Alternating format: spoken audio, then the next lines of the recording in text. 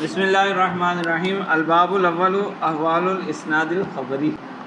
پہلا باب اسناد خبری کے احوال کے بارے میں ہے۔ تو سب سے پہلے اسناد خبری کی تعریف ہے۔ علامہ تفتزانی رحمہ اللہ نے تعریف کی کہ وہ ہوا ضم کلمۃ او ما یجری مجراہا، ایک کلمہ یا جو کلمہ کے قائم مقام ہو، یعنی حقیقی کلمہ ہو یا حکمی کلمہ ہو۔ حکمی کلمہ کیسے ہوتا ہے؟ جو جملہ ہو باتاویل مفرد، یا مرکب ترکیبی یا غیر ترکیبی، وہی تو او ما یجری مجراہا الی الاخری، ایک کلمے کو یا کلمے کے قائم مقام کو دوسرے سے ملانا، دوسرے کے ساتھ ملانا، بحیث یفید الحکمہ، اس طرح ملانا، مطلقاً ملانا نہیں بلکہ اس طریقے سے، خاص طریقے سے ملانا کہ حکم کا فائدہ حاصل ہو۔ وہ کون سا حکم؟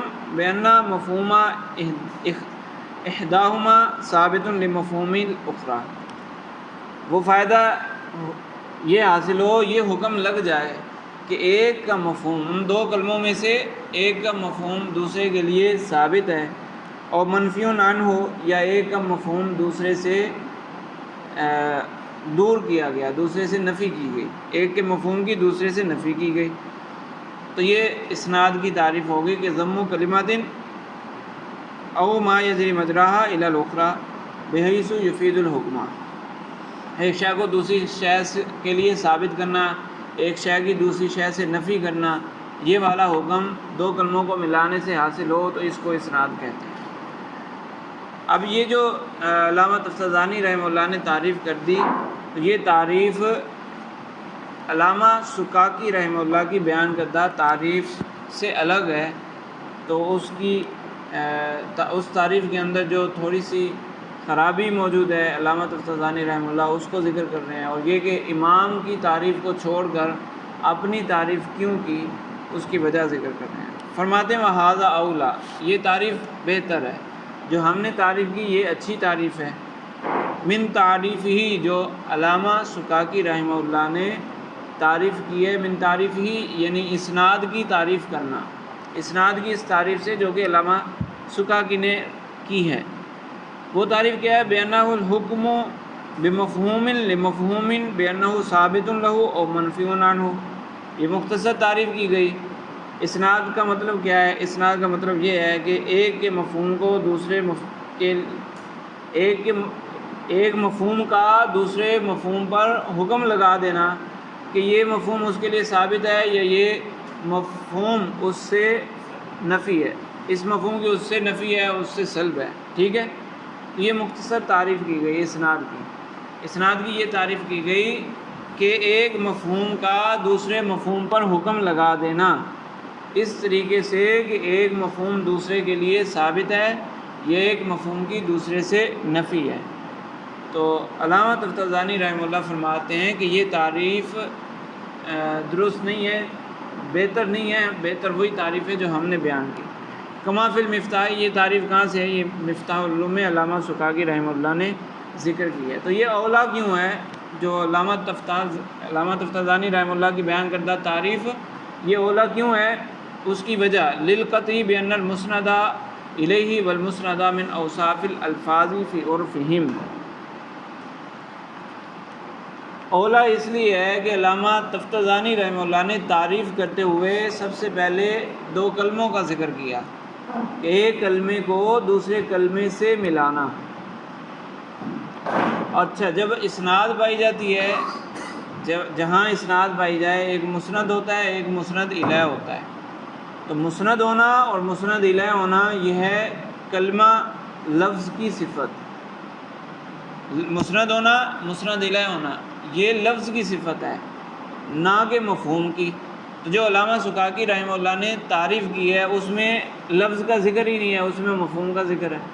انہوں نے کہا نا کہ ایک مفہوم کو دوسرے مفہوم کے لیے، ایک مفہوم کا دوسرے مفہوم پر حکم لگا دینا،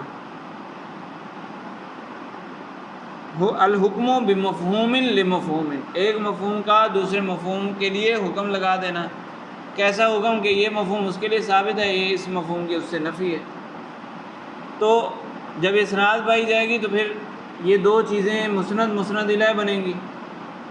ایک مفہوم کو دوسرے مفہوم کے لیے یعنی ایک مفہوم کو دوسرے مفہوم سے ملانا، تو یہ دونوں مسند مسند الیہ بنیں گے نا. تو مسند مسند الیہ کیا ہوا؟ مفہوم.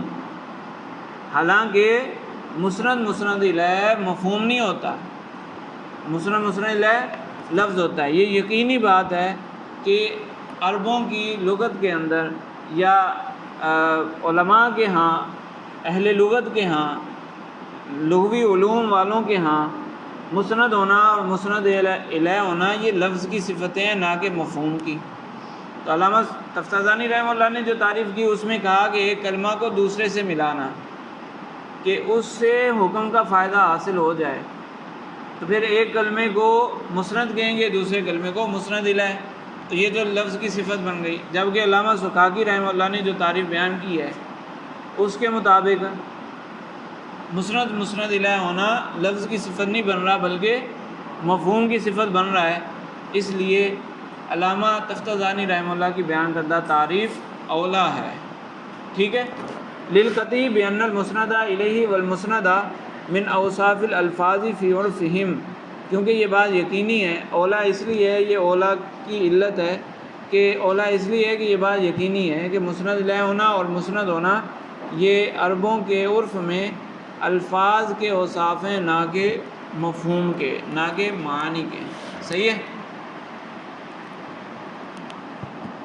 وَإِنَّمَا ابتدا بِأَبْحَاثِ الْخَبْرِ لِكَوْنِهِ جی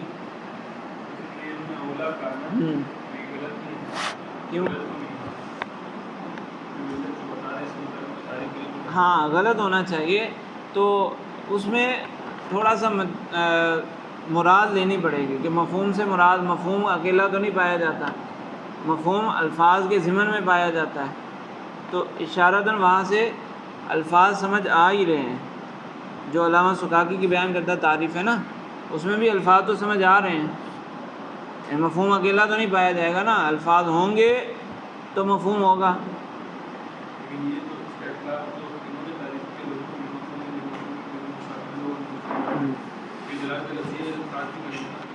ہیں جب دوسرے بندے کو کیسے پتہ چلے گا؟ جب الفاظ استعمال کیے جائیں گے تو پتہ چلے گا نا. تو ہیں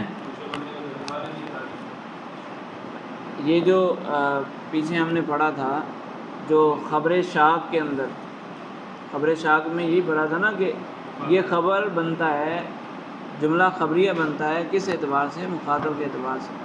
تو کچھ نہ کچھ لحاظ مخاطب کا بھی ہوتا ہے.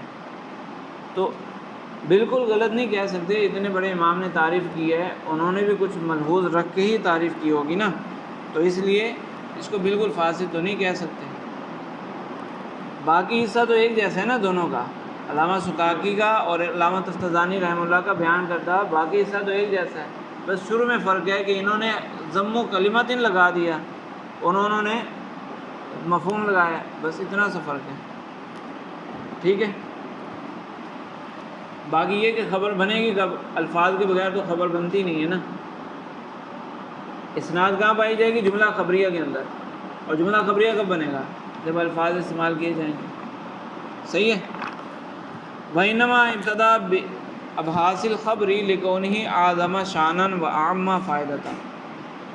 اب فرماتے ہیں کہ جملہ خبریہ کی بحث پہلے شروع کی. حالانکہ جملہ دو طرح کا ہوتا ہے، انشائیہ بھی ہوتا ہے اور خبریہ بھی. تو انشاء کی بحث پہلے کیوں نہیں کی؟ خبر کی بحث پہلے کیوں کی؟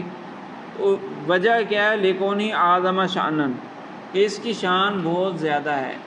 یعنی جملہ خبریہ اور جملہ انشائیہ کو دیکھا جائے تو اس میں جملہ خبریہ کی شان بہت زیادہ ہے. کس طرح؟ کیونکہ اس کو شرعاً بھی شان حاصل ہے اور لغتاً بھی شان حاصل ہے.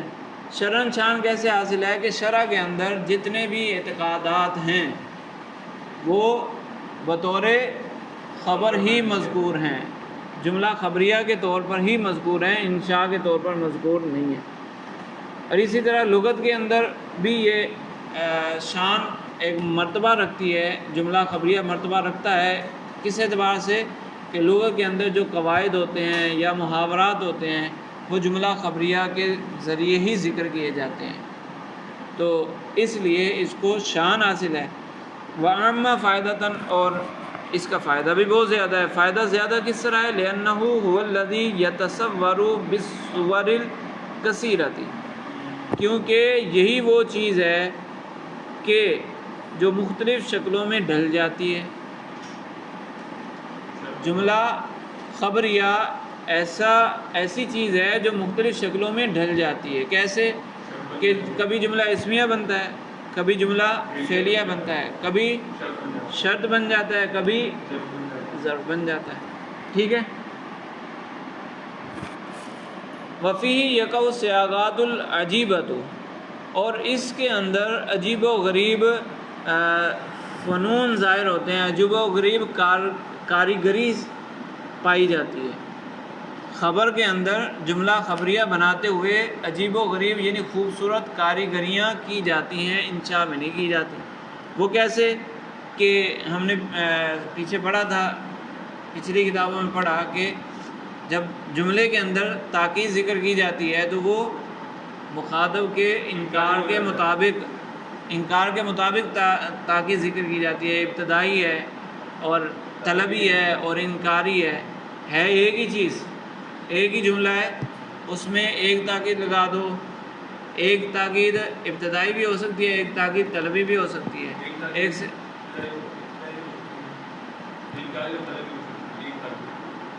تو ابتدائی کیا ہوگا؟ کبھی کبھی تاکید بھی، جب متکلم کو یہ بتاؤ سامنے والا انکار تو نہیں کر رہا لیکن ایسے ہی وہ اپنی بات کو پختہ کرنا چاہتا ہے تو ابتدائی بھی ہو سکتا ہے نا۔ اچھا صحیح ہے۔ تو بہرحال مقصود یہاں پر کیا ہے وہ تو بحث آگے آ رہی ہے نا۔ یہاں مقصود تو صرف اتنا ہے کہ اس میں ایک ہی جملے کو مختلف انداز سے بیان کیا جاتا ہے، یعنی اس میں مختلف کاریگریاں کی جاتی ہیں کہ جملہ وہی رہتا ہے، بس تھوڑی نقش و نگار اس میں اضافہ ہو جاتا ہے۔ وَبِهِ يَقَعُ غَالِبًا الْمَزَايَا الَّتِي بِهَا تَفَاضُلُ، اور جملہ خبریہ کے اندر ہی وہ خوبیاں پائی جاتی ہیں جس کے ذریعے کلام کو فضیلت حاصل ہوتی ہے۔ کلام کو فضیلت حاصل ہوتی ہے کہ جیسے دو کلام ہیں، دو کلاموں کے درمیان ترجیح حاصل ہوگی، ایک کو دوسرے پر ترجیح کیسے حاصل ہوگی کہ دیکھا جائے گا کہ ایک کے اندر زیادہ خوبیاں پائی جاتی ہیں دوسرے کے اندر نہیں پائی جاتی، تو اس لیے اس کو ترجیح حاصل ہو جائے۔ وَلِكَوْنِهِ أَصْلًا فِي الْكَلَامِ، اور جملہ خبریہ کو مقدم اس لیے بھی کیا کہ خوبیاں کلام میں یہ اصل ہے، جملہ خبریہ کلام میں اصل ہے۔ جملہ خبریہ اور انشائیہ کو دیکھا جائے، کلام چونکہ دو ہی قسمیں ہیں، خبریہ اور انشائیہ، تو اس میں سے اگر دیکھا جائے کہ اصل کون ہے تو وہ جملہ خبریہ ہے۔ کیسے اصل ہے؟ لِأَنَّ الْإِنشَاءَ إِنَّمَا يَحْصُلُ مِنْهُ، کہ جو انشاء ہے وہ جملہ خبریہ سے ہی بنتا ہے۔ کیسے؟ بِاشْتِقَاقٍ، یا تو اشتقاق کے ذریعے بنتا ہے، جیسے کہ امر نہیں ہے، امر نہیں یہ کس سے بنتے ہیں؟ مضارع سے، اور مضارع کیا ہوتا ہے؟ جملہ خبریہ۔ تو مصدر پھر کہاں استعمال ہوگا؟ وہ مبتدا کی جگہ استعمال ہوگا یا خبر کی جگہ؟ اس میں ویسے بھی اختلاف ہے کہ اصل کون ہے۔ ہاں بن سکتا ہے۔ اور نقل یا جملہ خبریہ کو جملہ انشائیہ میں تبدیل کر دیا جاتا ہے، منتقل کر دیا جاتا ہے۔ اصل میں وہ جملہ خبریہ تھا لیکن پھر اس کو جملہ انشائیہ بنا دیا، جیسے عصا اور نعمہ۔ عصا یہ فعل ہے، ماضی کا صیغہ ہے، لیکن اس کو انشاء کے لیے استعمال کرنے لگے۔ وہ بیت اشتریت، اسی طرح بیت اشتریت یہ بھی کیا ہے؟ ماضی کے صیغے ہیں، لیکن اس کو انشاء کے لیے بھی استعمال کیا جاتا ہے۔ کبھی ماضی کے لیے استعمال ہوتے ہیں اور کبھی انشاء کے لیے، تو اسی صیغے کو وہاں منتقل کر دیا جاتا ہے، تو اصل تو کیا ہوا؟ خبر ہوا، اصل خبر ہوا۔ اور زیادت ادات، اور کبھی کبھی جملہ خبریہ میں کسی حرف کی اضافے کرنے سے، کسی حرف کا اضافہ کرنے سے وہ جملہ انشائیہ بن جاتا ہے، جیسے استفہام ہے، تمنی ہے اور اس جیسی دیگر چیزیں. استفہام اور تمنی. استفہام جملہ خبریہ کے شروع میں حمزہ استفہام لگا دیا یا حل لگا دیا، کوئی بھی حرف استفہام لگا دیا. تمنی اور ترجی اس میں کیا ہے، جملہ خبریہ پر ہی لعل یا لیتا لگائیں گے یا دیگر حروف جو ہیں وہ لگائیں گے تو وہ جو انشاء بن جائے گا. پہلے خبر تھا پھر انشاء بن گیا. زید قائم خبر ہے، لعل زید قائم یہ انشاء ہو جائے گا. ثم قدم بحث احوال الاسناد علی احوال المسند الیہ والمسند مع ان النسبۃ متأخرۃ عن الطرفین. اب کوئی سوال کر سکتا ہے کہ چلو ٹھیک ہے، جملہ خبریہ کو تو فضیلت حاصل ہے، لیکن جملہ خبریہ کے تو 3 حصے ہیں، مسند، مسند الیہ اور اسناد. تو مسند، مسند الیہ پہلے ہوتے ہیں، اسناد تو مسند، مسند الیہ ظاہری چیزیں ہیں، وہ لفظ ہوتے ہیں. اسناد تو ایک معنوی چیز ہے.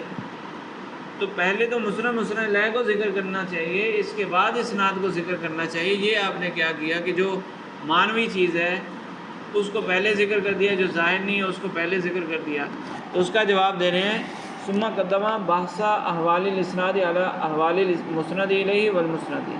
مسند، مسند الیہ کے احوال پر اسناد کے احوال کو مقدم کیا. مع ان النسبۃ متأخرۃ عن الطرفین، حالانکہ نسبت بعد میں آتی ہے. مسند، مسند الیہ پہلے آتے ہیں اور نسبت بعد میں آتی ہے کہ زید الگ پڑا ہوا ہے، قائم الگ پڑا ہوا ہے، وہ الگ سے پہلے سے موجود ہیں. اور نسبت کب آئے گی؟ جب ان کو ملا دیں گے تو بعد میں نسبت آئے گی. ٹھیک ہے، تو اس کا جواب، اس کی وجہ بیان کرنے ہیں. لأن علم المعانی انما یبحث عن احوال اللفظ الموصوف بکونہ مسندا الیہ و مسندا. فرماتے ہیں ایک ہے ذات، مسند، مسند الیہ کی ذات ہے، اور ایک ہے اس کا مسند، مسند الیہ ہونا، وصف. ایک ہے اس کی ذات جس کو ہم نے مسند الیہ کہہ دیا، جس کو مسند کہہ دیا، وہ ایک خود وہ لفظ ہے. جیسے زید قائم میں ہم نے زید کو مسند الیہ کہہ دیا اور قائم کو مسند کہہ دیا، تو یہ تو اس کو صفت دے دی نا. اور ایک ہے خود ان کی ذات، یعنی زید، لفظ زید اور لفظ قائم. تو اسناد سے جو مقدم ہے وہ لفظ زید اور لفظ قائم ہے، الگ الگ پڑے ہوئے ہیں نا، وہ لفظ مقدم ہے. لفظ ہی نہ ہوں گے تو پھر اسناد کیسے ہو سکتی ہے؟ لفظ نہیں ہوں گے تو اسناد نہیں ہوگی. اس اعتبار سے مسند، مسند الیہ یعنی وہ جو لفظ ہیں وہ پہلے ہوتے ہیں. لیکن مسند الیہ ہونا اور مسند ہونا یہ جو وصف ہے، یہ صفت کب ملتی ہے ان کو؟ جب اسناد آ جائے. اسناد آ جائے تو پھر ہم کہتے ہیں کہ یہ مسند الیہ بن گیا اور یہ مسند بن گیا. زید کو قائم سے ملا دیا، زید کے قائم کے درمیان تعلق بن گیا، تو اب کہتے ہیں کہ یہ مسند الیہ ہو گیا اور وہ مسند ہو گیا. اگر زید عمر دو کو ملا دیا جائے لیکن اسناد اس کے اندر نہ پائی جائے تو پھر ایک کو مسند، مسند الیہ کہہ سکتے ہیں. تو مسند، مسند الیہ کب کہا جاتا ہے؟ کہ جب دو لفظوں کو ملا دیا اور دیکھا کہ ان کے درمیان تعلق ہے یا نہیں. اگر تعلق بن گیا، اسناد والا تعلق بن گیا، تو پھر ان کو نام دے دیا جاتا ہے مسند، مسند الیہ والا، یہ وصف بنا دیا جاتا ہے. تو ذات کے اعتبار سے مسند، مسند الیہ مقدم ہیں، لیکن یہ جو وصف ہے وصف بعد میں آتا ہے، اسناد کے بعد آتا ہے. ٹھیک ہے، اور علم معنی کے اندر لفظوں کی بحث نہیں ہے، لفظ من حیث اللفظ کی بحث نہیں ہے کہ زید جو مسند الیہ بنے گا وہ زید کیا ہے، اس کی بحث تو نہیں ہے. علم معنی کے اندر بات ہوگی مسند الیہ جب بن گیا، جب مسند الیہ کے منصب پر یہ موجود ہے تو پھر اس کے کیا احوال ہیں، تو وہ بعد کی بات ہے. تو وہ اسناد سے مؤخر ہے، اس لیے پہلے اسناد کا ذکر کیا اور مسند اور مسند الیہ کے احوال بعد میں ذکر کیے. صحیح ہے. فرماتے لأن علم المعانی انما یبحث عن احوال اللفظ الموصوف بکونہ مسند الیہ و مسندا، کہ علم معنی لفظ سے بحث کرتا ہے لیکن مطلق لفظ سے نہیں، بلکہ اس لفظ سے جس کو مسند الیہ یا مسند ہونے والا وصف حاصل ہو چکا ہو. وہذا الوصف انما یتحقق بعد تحقق الاسناد، اور یہ وصف کب ملے گا دونوں اسموں کو، دونوں کلموں کو یہ وصف کب ملے گا؟ جب اسناد ثابت ہو جائے گی۔ تو اسناد پہلے ہوگی اور یہ وصف ملنا بعد میں ہوگا، تو اس اعتبار سے پھر اسناد مقدم ہوئی، ٹھیک ہے۔ لأنہ یہ بعد میں مسند الیہ اور مسند ہونا، یہ وصف بعد میں کیوں ملتا ہے؟ کہہ رہے ہیں لأنہ ما لم یسند احد الطرفین الی الآخر لم یصر احدہما مسندا الیہ والآخر مسندا، کہ جب تک ایک دو کلموں میں سے ایک کلمے کی دوسری کی طرف نسبت نہیں کی جائے گی، اس وقت تک ایک مسند اور دوسرا مسند الیہ نہیں بنے گا۔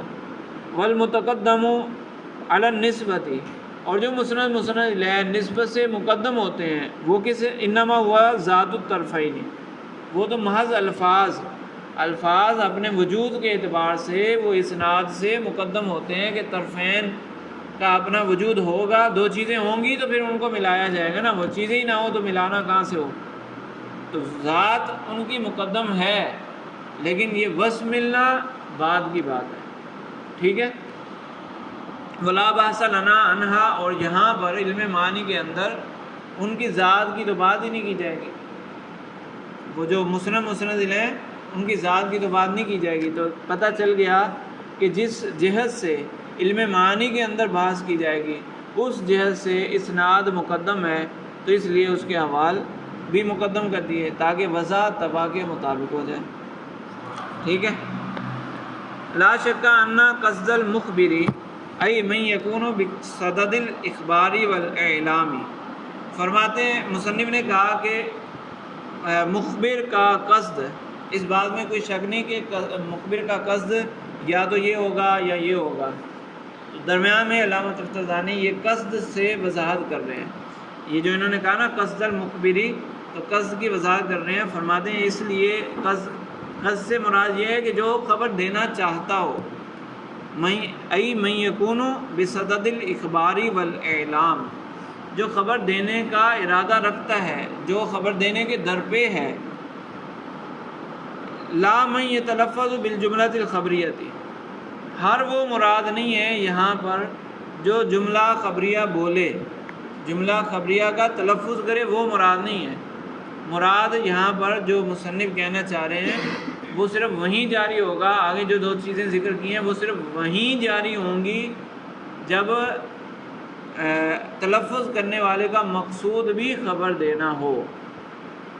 تو وہ دو چیزیں کیا ہیں؟ فائدۃ الخبر، لازم فائدۃ الخبر، کہ خبر دینے والے کا مقصود جب خبر دینا ہو، جو جملہ خبریہ کا تلفظ کر رہا ہے اس کا مقصود جب خبر دینا ہو تو ضروری ہے کہ اس خبر کے اندر یا اس خبر سے یا تو فائدۃ الخبر حاصل ہو یا لازم فائدۃ الخبر حاصل ہو، لیکن جس کا مقصود ہی نہیں ہے خبر دینا تو وہ فائدۃ الخبر اور لازم فائدۃ الخبر سے خالی ہو سکتا ہے، ہوگا جملہ خبریہ لیکن فائدۃ الخبر اور لازم فائدۃ الخبر دونوں سے خالی ہو سکتا ہے۔ بس یہ بتانا مقصود ہے علامہ تفتزانی رحمہ اللہ کا، تو اس لیے انہوں نے کہا لا من یتلفظ بالجملۃ الخبریۃ، یہاں وہ مراد نہیں ہے جو صرف جملہ خبریہ کا تلفظ کرے، فإنه كثيرا ما تورد الجملۃ الخبریۃ لأغراض آخر سوا افادۃ الحکم او لازمہ، کیونکہ جملہ خبریہ بعض اوقات فائدۃ الخبر اور لازم فائدۃ الخبر کے علاوہ بھی استعمال کیا جاتا ہے۔ کچھ مثالیں قرآن پاک سے، جب قرآن پاک سے مثالیں آ جائیں گی تو پھر تو کوئی بات ہی نہیں بچے گی، یعنی اعتراض کی کوئی گنجائش نہیں بچے گی۔ کقولی تعالیٰ حکایت عن امرأۃ عمران، جیسے اللہ تعالیٰ نے قرآن پاک میں حضرت عمران علیہ السلام کی زوجہ کا قول نقل فرمایا کہ انہوں نے عرض کی رب انی وضعتها انثی، اے میرے رب میں نے لڑکی جنی۔ اب یہ جو جملہ ہے انی وضعتها انثی، یہ جملہ خبریہ ہے، یہ اللہ تعالیٰ کی بارگاہ میں عرض کیا جا رہا ہے، جس کے سامنے بیان کیا جا رہا ہے، جس کی بارگاہ میں عرض کیا جا رہا ہے، اس کو اس جملے کا مفہوم بھی موجود ہے اور اس کو یہ بھی معلوم ہے کہ اس جملے کا مفہوم اس قائل کو جو خبر دے رہا ہے، یعنی حضرت عمران علیہ السلام کی جو زوجہ ہیں جو خبر دے رہی ہیں، ان کو یہ بھی معلوم ہے کہ اللہ کو یہ بات معلوم ہے، اور یہ بھی معلوم ہے کہ اللہ کو یہ معلوم ہے کہ ان کو معلوم ہے۔ صحیح ہے؟ تو اس میں فائدۃ الخبر، لازم فائدۃ الخبر کا تو کوئی احتمال ہی نہیں ہے، پھر بھی انہوں نے جملہ خبریہ ذکر کیا۔ تو یہ آگے جیسے ذکر کریں گے نا کہ جو جملہ خبریہ فائدۃ الخبر اور لازم فائدۃ الخبر سے خالی ہو وہ حیوانوں کی آوازوں کی طرح ہوتا ہے، یعنی وہ درجہ اعتبار سے ساکت ہے، اس کی کوئی حیثیت ہی نہیں ہے، وہ جملہ خبریہ کہلانے کے لائق ہی نہیں ہے۔ تو پھر یہاں جو ذکر کیا یہ تو فائدۃ الخبر، لازم فائدۃ الخبر دونوں سے خالی ہے، تو فرما رہے ہیں یہاں مقصود خبر دینا ہے ہی نہیں۔ حضرت عمران علیہ السلام کی زوجہ نے جو عرض کی اس سے مقصود خبر دینا نہیں ہے، بلکہ کیا غرض ہے؟